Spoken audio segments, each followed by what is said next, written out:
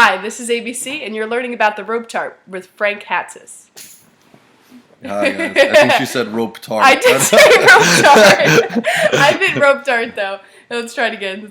No, that's it. It's a good? cut, Okay. yeah. Alright guys, we're going to move down south and do some basic foot techniques. I've seen this technique called Prodigal kicks ball. You'll find in your journey through learning the rope dart that a lot of different people call the same techniques a lot of different things.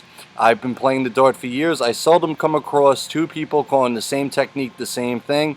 You can call it whatever you want. I've seen this known as Prodigal kicks ball. If you have a more appropriate or an accurate name, please let me know. The setup for this shot is similar to a backwards elbow shot in that you're going to have a downward swing with the rope.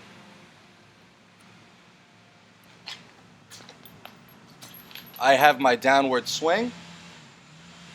I'm going to lift my right foot. I'm a right-handed player, a right-sided player, and I'm going to let the rope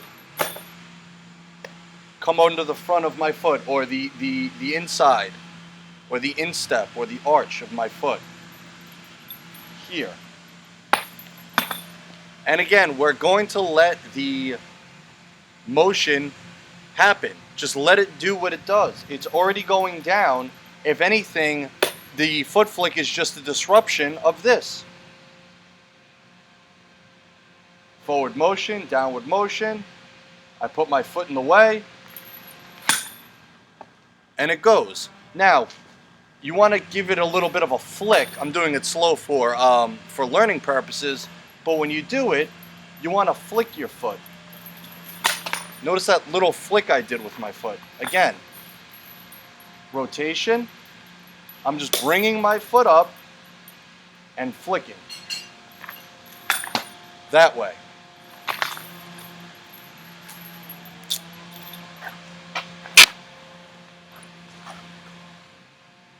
Now, with this technique, just be careful when doing it.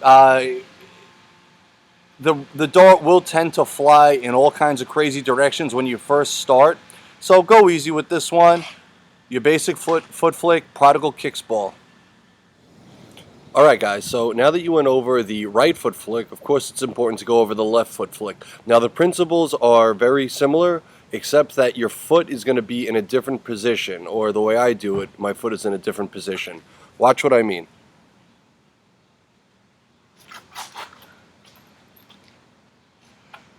When I go to do my right foot flick, I'm hitting the arch of my foot here.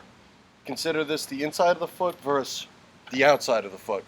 When I go to do my left, I'm not using the inside of my foot anymore. Now I'm using the outside of my left foot to wrap and push the dart.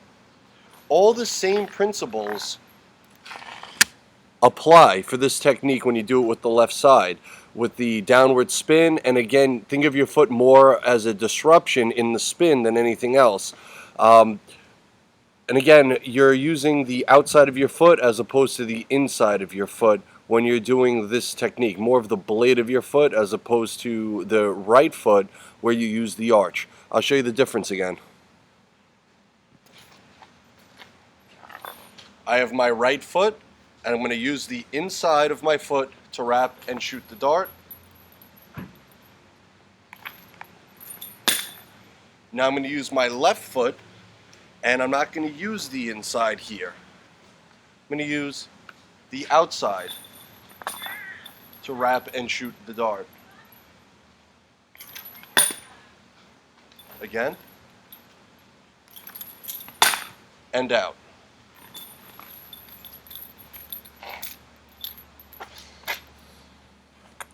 Do your best to play and practice these techniques as much as you can.